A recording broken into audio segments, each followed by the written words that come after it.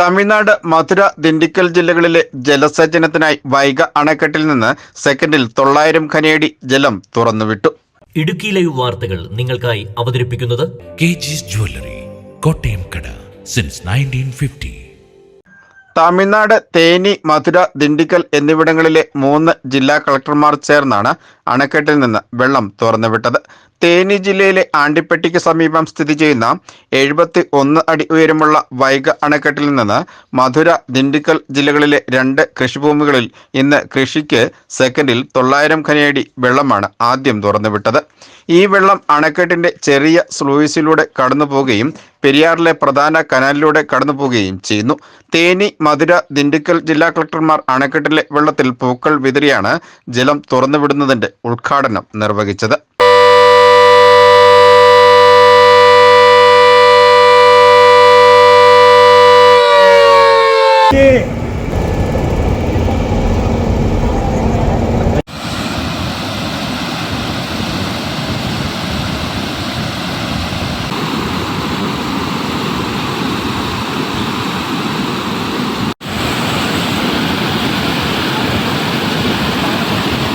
അണക്കെട്ടിലെ ജലലഭ്യത അനുസരിച്ച് 6.739 ദശലക്ഷം ഘനയടി വെള്ളം തുറന്നുവിടുവാനാണ് പദ്ധതി.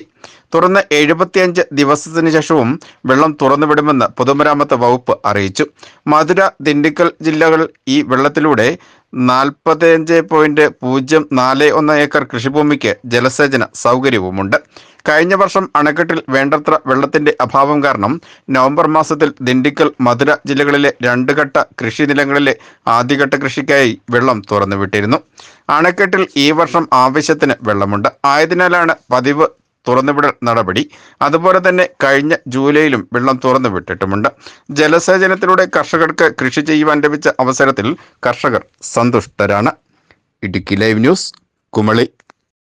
ഇടുക്കി ലൈവ് വാർത്തകൾ നിങ്ങൾക്കായി അവതരിപ്പിച്ചത്